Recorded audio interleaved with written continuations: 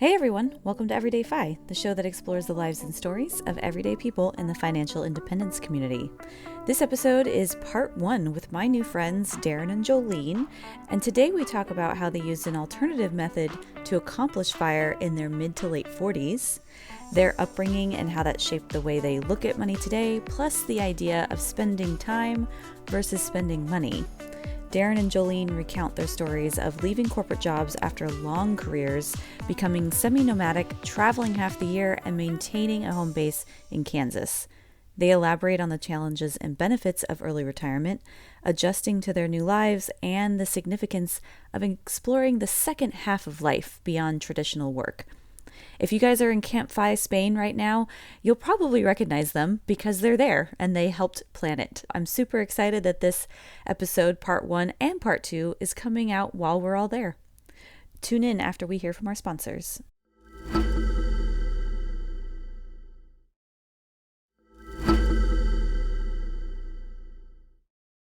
Hey, everybody. Thanks for listening. Today, I'm going to be talking to a couple, Darren and Jolene. Many of you have probably heard them on other podcasts before, but I'm going to get into the nitty gritty of their money origin story. So maybe you haven't heard that. Hey, Darren. Hey, Jolene. Why don't you introduce yourselves? Hi there. Thanks for having us. So my name's Darren, and my wife and I unexpectedly found ourselves at FI after 22, 23 years in careers. And we're looking for something different and a different way of life. And we had never researched FI, didn't know really about FIRE up until that point.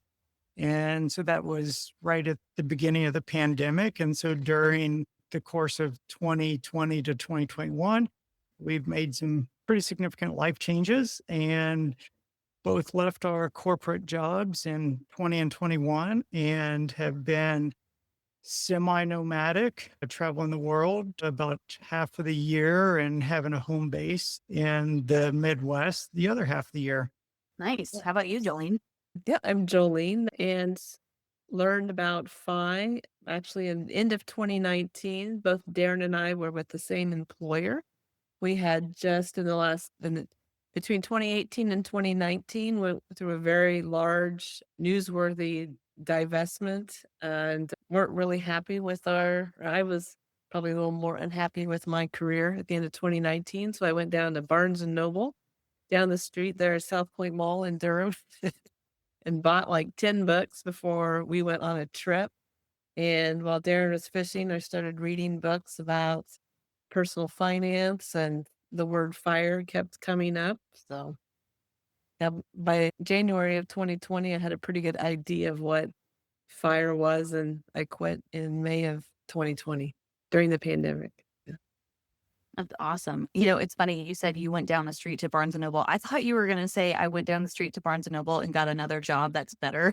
I thought you were going to say that you left your corporate job to work at a bookstore. So that was unexpected, but that was fun. That's awesome. And so you guys are based in Kansas now. What made you move from Durham to Kansas? Was that planned when you reached FIRE? No, I quit my job in 2020, and part of that was right before I quit.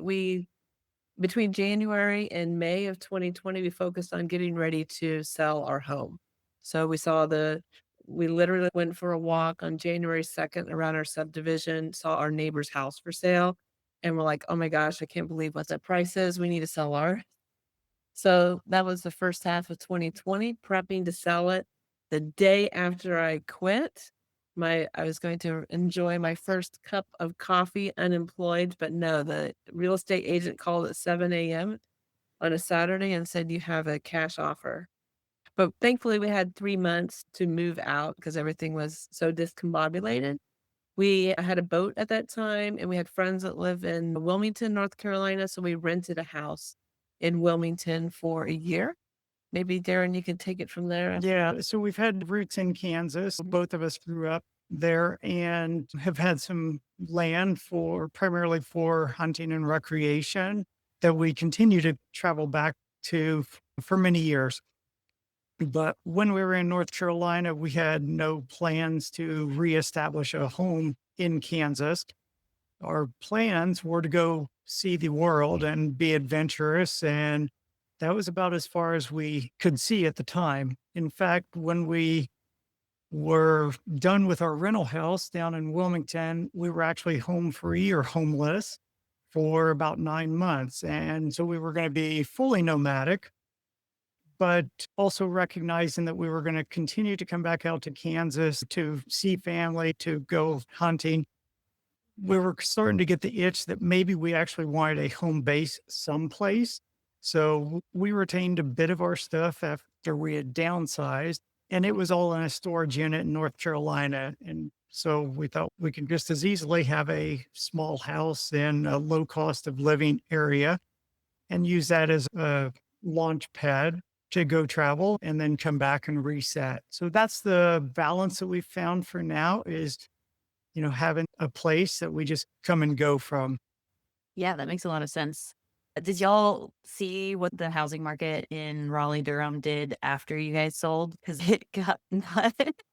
I Yes. bought in 2022 and it was like, whoop, Yeah. up and But up. yeah, we often looked at that and we said, oh, we sold too early.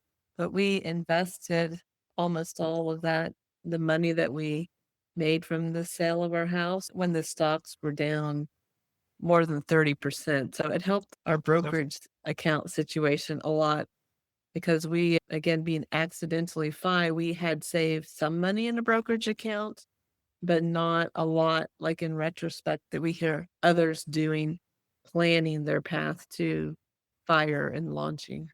Yeah, we occasionally look back to see what the value of the house was that we had sold. And first thought is, oh my gosh, we missed out on a bunch of growth there.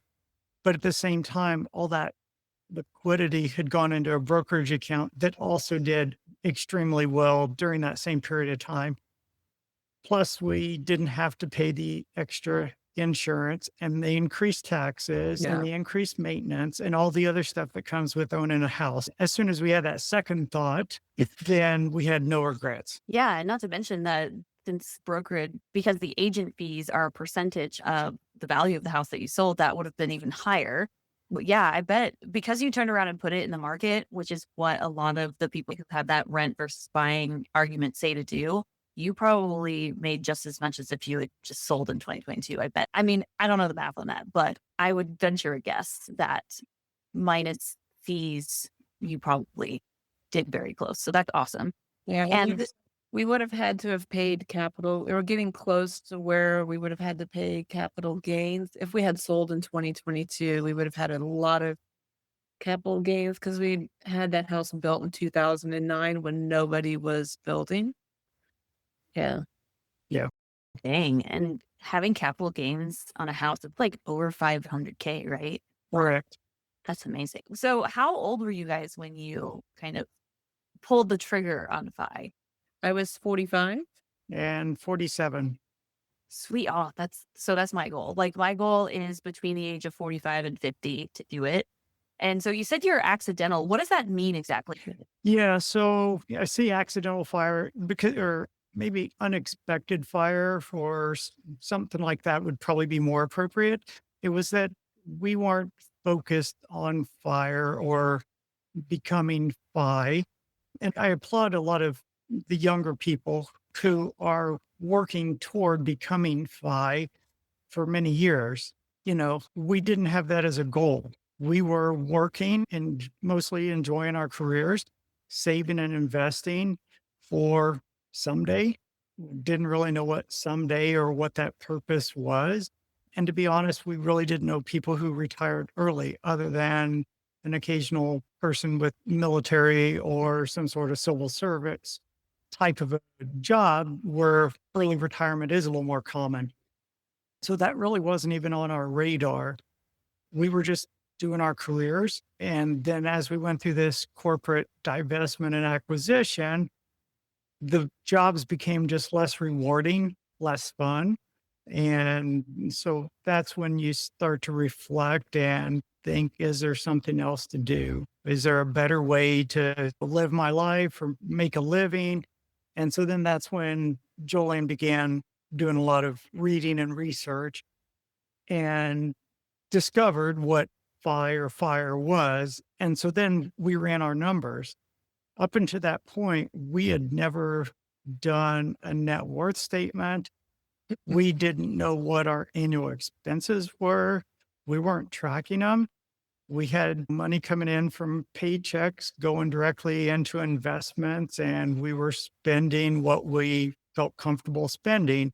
And so then to suddenly stop and look around and assess our situation and see that, 20, 25x you're spending and the 4% rule, holy cow, I think we're already here.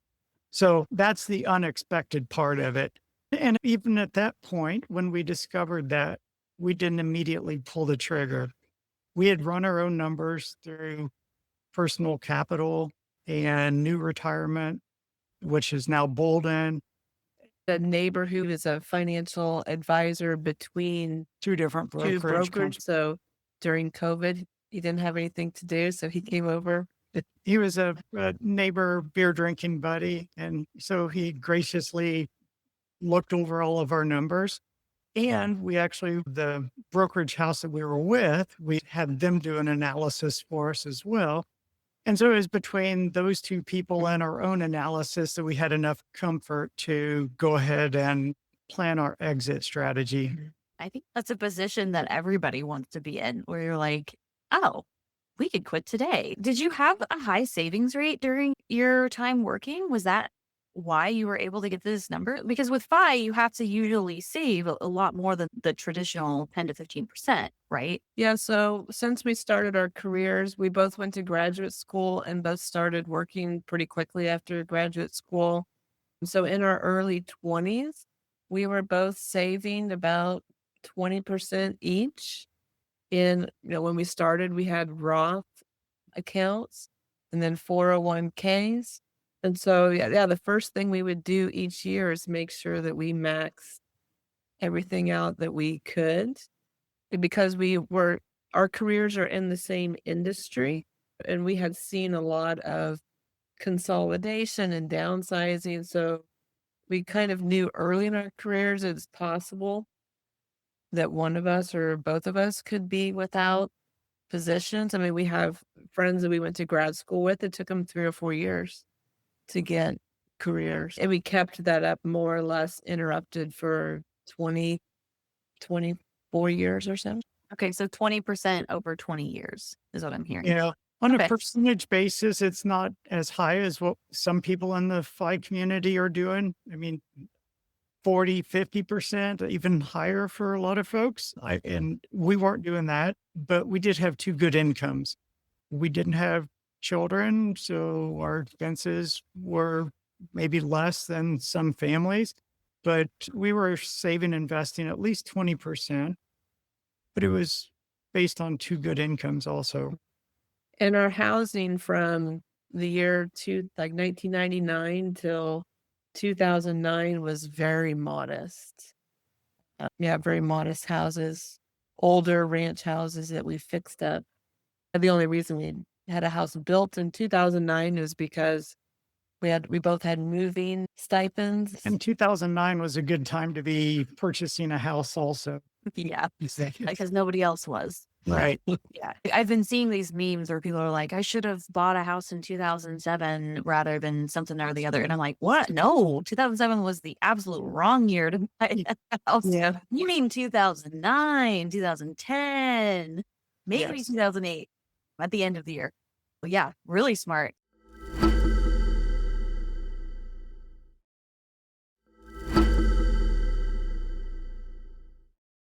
So the common logic is that if you save 50%, that means you're only living on that 50%. So it's not just your savings rate is high, it's also that your expenses are low.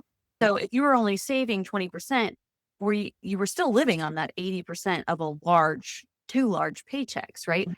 When you calculated whether or not you could retire early, did you say, you know what, we need to shrink down that way of living? Is that how you did that? Yeah, so that's a great question. And that was one of our biggest unknowns is we knew we were going to change our lifestyle. So we were downsizing everything from house, the vehicles, amount of stuff that was in that house, no, we just knew our lifestyle was changing. We're instead of going to work and traveling for vacations, at a week or two at a time, we were going to be more slow travel and just experiencing things differently, but we didn't really know what that would cost. And so that was a big unknown for us. We kind of came up with some estimates, but until we started to live it and travel constantly for 9 months, we didn't really know what the true cost would actually be. And another thing to keep in mind is that when we started looking through our expenses, two people with executive type salaries, 40% of our expenses or more. So we had federal tax and North Carolina tax. A little over 40% was tax on our income. Yeah. So between property tax on the big house and incomes and, all the insurance and other stuff that we were able to cut out, we weren't needing to spend as much money. So we could get by on a whole lot less than what we were. Were there any things that you had to give up that were more challenging than others, though? I don't think so. If anything, we overcorrected at the beginning and we've added some things back in. Yeah, good question. So I think just the downsizing in general is difficult. And some people are more attached to stuff than others. Jolene's fairly ruthless when it comes to getting rid of things. I've become more sentimentally attached to stuff. Once we started getting into the process of getting rid of things and learning that you can take a photo of stuff and then get rid of it, or even old photo albums, you can just scan all the photos and ditch the actual photos. You don't actually have to hang on to all these things. Once we started doing that, it became easier and easier. It takes up mind space to maintain stuff. Just the mental freedom that comes with having fewer possessions was refreshing. I don't know that any of it was really tough once you start doing it. It's the getting going and realizing the benefits of having fewer possessions. Yeah. We also had a lot of expenses that come with having careers where towards the end, we would not see each other half the time. We were traveling that much for work. So it was a fair bit of eating out and expenses that are involved with working a career, two careers with those kind of lifestyles. That was a piece, like once that was gone, I didn't miss it.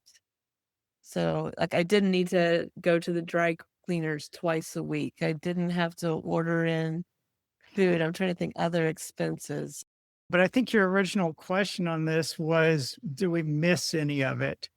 Did we give up anything that we miss? And I don't think so. I mean, the change in lifestyle has been, nice. Yeah, that's amazing because it's more common that it's hard to downsize. Once you upsize, once you get the big house, the fancy car, the fancy clothes, it's hard to downsize for most people. So I'm really curious where that mindset comes from. And so that leads me to talking about y'all's money origin stories. So I'd love to hear your earliest money memories. Jolene, feel free to go first. Yeah, so growing up, grew up in Northeast Kansas. The family lived on a small farm. I grew up during the farming crisis, which if a lot of people don't know about that, it was a time in our history where a lot of smaller farmers, especially, were struggling. They were over leveraged. Banks were this kind of like a preamble to the 2007, 2009 crisis. Banks were lending out a lot of money to people they shouldn't have. Around me growing up, I saw people lose farms, some people losing farms that had been in families for 5, 6 generations, from the 1830s to 1850s before Kansas was even a state is how long some of these families have been farming out here.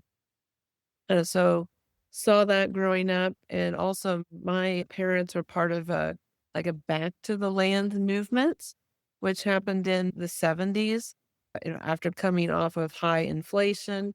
in the 70s, there's a big movement of people, say hippie adjacent, moving to the countryside to escape the higher costs of living in cities and being more self-sufficient. So I did have more of a minimalist growing up experience. I didn't have the scarcity stories that I hear a lot in the FIRE movement, because I think people who choose to maybe raise their families in a kind of a back to the land or hippie manner, if you don't have much and the people around you don't have much, you don't get the scarcity story, I guess.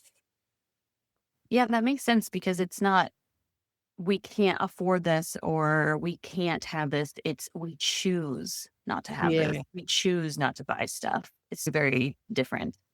Yeah. So then I think the downside of that is that you often spend a lot of time. So you're then expending time in exchange for money for things, so that your summer is taken up by growing the crops to feed your households.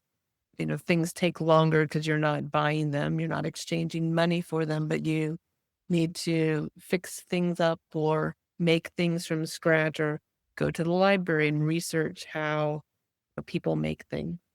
That's a really interesting point, actually, that I want to pause on really quick because in our community, we see time as more valuable than money. And it is interesting to think that if you don't pay for convenience, then that means that you're using time to pay for those Mhm. things. And so it's like a weight of, do you want to spend more time doing these things, or are you okay spending more money so that you can spend your time doing more valuable things? Right. And I think that's one thing that our community could get a little better at, because some of us went a little too hard and are like making our own soaps and stuff like that. I'm like, that takes hours and hours of time when you can just buy 99-cent bar soaps.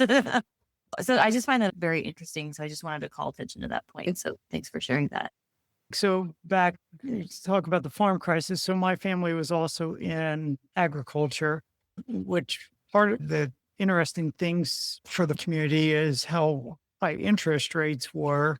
I mean, it was double digits. So right now, I mean, most recently after the pandemic, we're talking about people being upset at 7, even higher percentage interest rates, but farmers are buying land at 12 to 18%, which, then led to a lot of these farms going under. Anyway, so my family was in the retail side. My dad was working on the retail side during the 80s. And while we weren't directly impacted, we were moving for his job for consolidation of different locations. And so, yeah, we lived through it as well. I guess my earliest memories of money were partly related to that too, just seeing the pressure in the farm economy.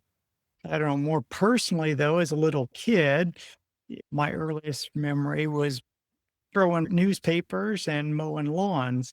And that was all from mom and dad instilling in me that if you want something, here's an opportunity, go earn it yourself. If you want to buy a new bike, start mowing the neighbors' yards. And so I did. And so what I learned from that was hard work equals freedom. I could then make choices for buying my own stuff. Yeah, absolutely. Did either of your parents teach you about money? Like actually sit down and teach you about budgeting money? Did they give you an allowance and say, here's how much to put in the bank, here's how much to put in savings? Anything like that? Not really. So my family, probably a lot of kids during that period of time had our little bank booklet. Whenever you'd make a deposit in your savings account to keep track of it, that was about it. So we didn't really get into deeper discussions. Never a discussion about investing. At most, it was about saving. I would say I had a lot of the same experience. There was a lot of, when I was younger, hearing mistrust about banks, because I was in a little bit smaller community than what Darren was in.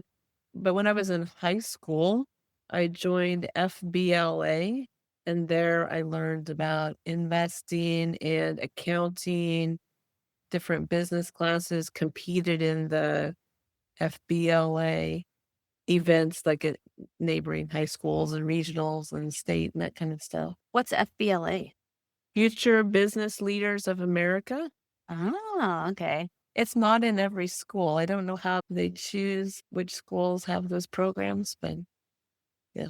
There's one in this town. There's only 700 people in this town, and the FBLA team goes to nationals. Super cool. Yeah. I'm going to at least put that in the show notes so people could see if they've got those in their schools in there. Because that sounds really interesting and like a great opportunity for young folks. Do y'all remember how your parents talked about money growing up? Were they stressed about it? Did they make sure to never bring it up? What kind of themes kind of went through your households?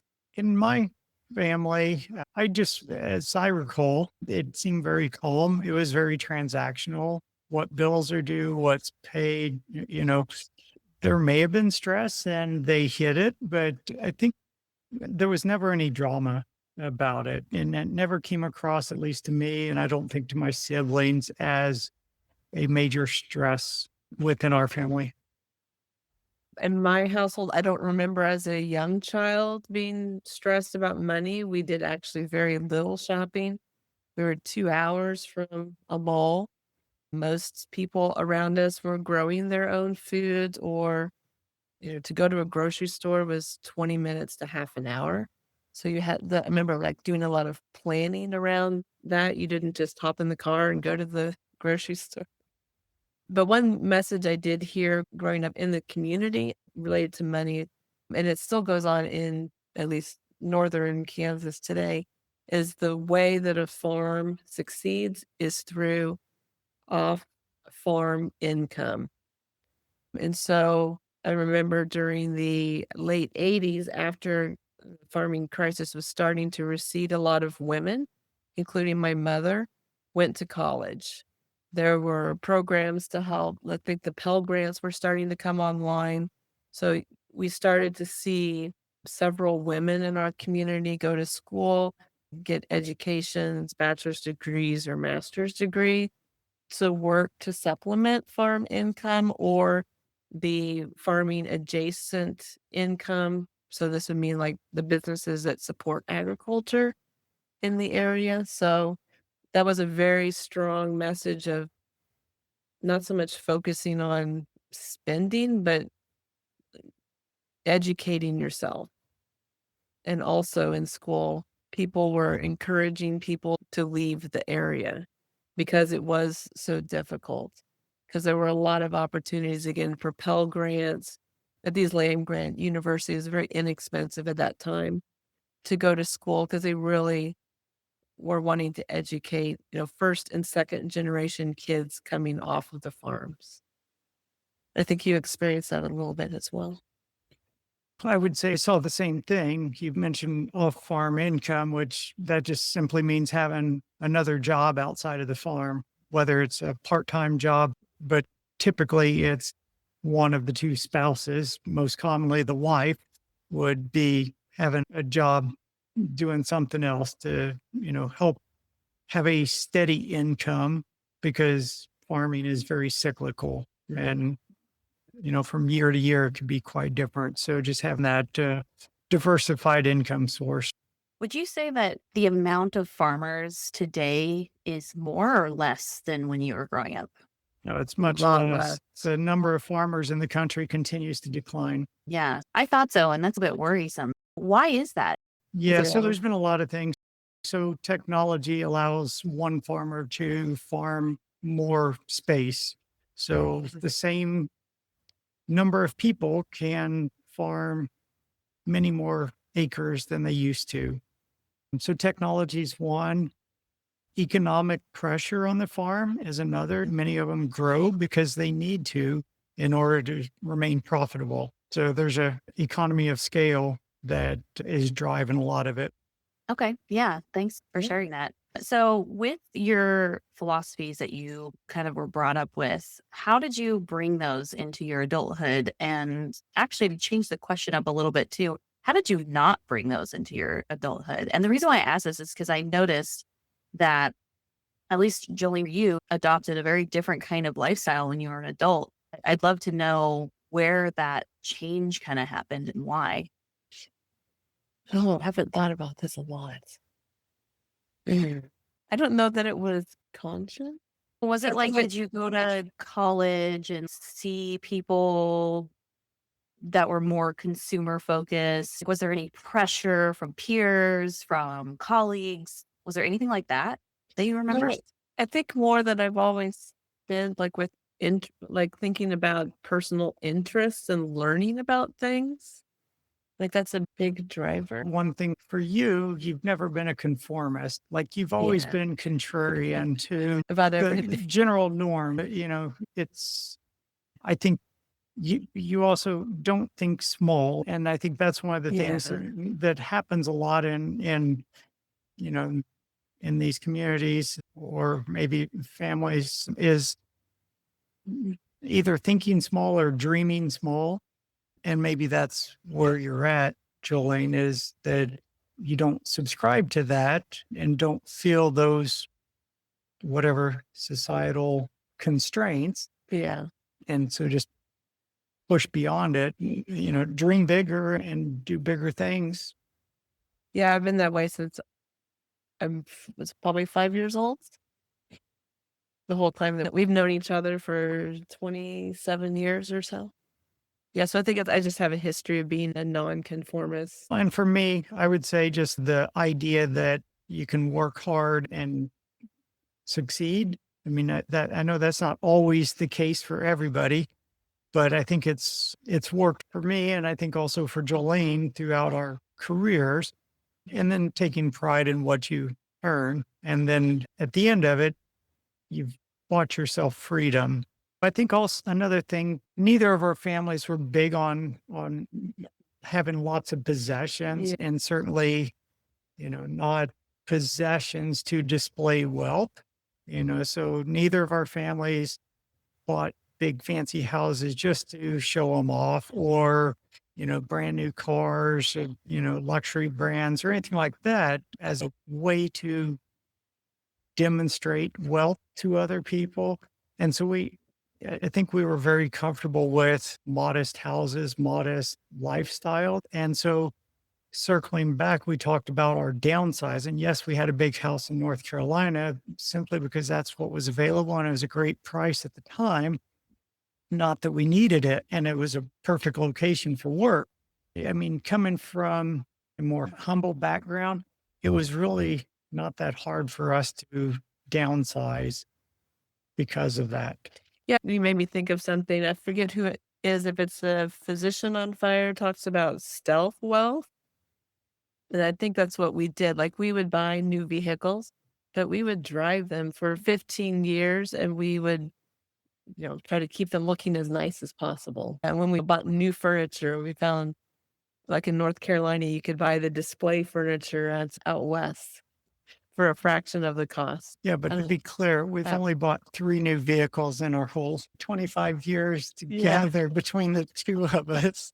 So yeah, it's usually been used vehicles or buy one and keep it forever. Until it starts rusting. Yeah, I mean, the only reason why I would ever even give up a car is if it wasn't serving my needs anymore. It's kind of a side tangent, but I have a Prius and I absolutely adore it. But the problem is my partner and I go to mountains all the time and we're going on roads that are really hard for a Prius. I actually had to replace all 4 of my tires because we were going on roads that I really shouldn't have been taking my car on. And he has a Mazda sedan. And so we are like, okay, we probably need to buy an all-wheel drive car because we have a family cabin that's just up this road that always got potholes in it. And we just can't take our cars up there because they bottom out and we can barely even get them up the driveway. And then we've been road tripping to Colorado and driving in the snow in a Prius in Colorado is just not the best. So we're considering getting an all-wheel drive car. But even if we do, maximum year is probably going to be 2019, maybe. Like, when I see new cars, I'm like, I just don't want to pay that kind of premium, It's just too expensive. But that's the only reason why we would maybe trade in one of our cars for that. Probably his.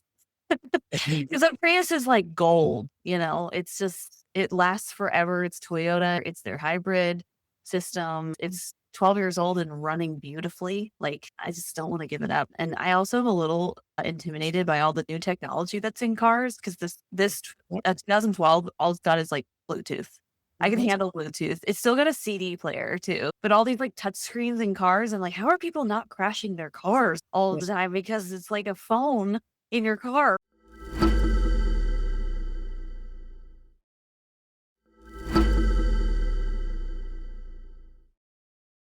I'm going to use a corporate term, circle back to your corporate careers, because I have a couple other questions now that we know the root of, how it was easier for you guys to downsize. And when you guys were talking about how you worked in corporate, you really liked your careers, and it changed when, I believe you said that there was some upper management changes. And I wonder, what made you want to stop working altogether rather than find a different company? Because it sounded like you enjoyed the work. For me personally, I'd worked with 3 of the 4 big companies in my industry, or in my portion of the industry. Today, there's only 2 companies. So I had been with all of them. So if And I what was what industry? in agriculture. Agriculture. Thank you. And so the idea of going to the 4th company, which is a Chinese-owned company, or mostly Chinese-owned company, didn't interest me. Like, I'd already had leadership positions in 3 out of the 4. And I saw, do I really in my mid-40s want to go to another company and try to do the same thing? No. Yeah. And I would say just through the 20 plus years that we were in those careers, the industry had changed a lot. There had been quite a bit of consolidation over that period of time. And we were in the science part of it, so research and development, and so bringing new technologies to farmers. And it was getting harder and harder from a regulatory standpoint and from a competitiveness standpoint to bring new technologies. And just the excitement of working on the products was waning. Just there weren't as many new, fun, cool things to work on, at least, especially on my side of the business. And even I think to some degree on Jolene's side. So it was just, plus after 20 plus years, you're kind of ready for a change sometimes. And another aspect is that we fired in our 40s. A couple years after I left, I started to do reading about first half of life and second half of life. And I think that's also what was happening during the pandemic, like a little bit before the pandemic for me, is like, okay, I've kind of reached this pinnacle in my career. What's it for? And if I've built a good enough container for the first half of my life, I want to give myself permission to explore and see what's in the second half of life. And we don't talk much in Western thinking about the second half of life, because honestly, the things that you do in the second half of life, it's very difficult to make money off of them as a capitalist society. So there's a lot of incentive to keep people on the first path to continuing to building the container well into your 60s. So I was starting to see through that, and it was really this divestment and the pandemic that helped me to see that I wasn't interested in building a better first half of life container. Yeah, that makes sense.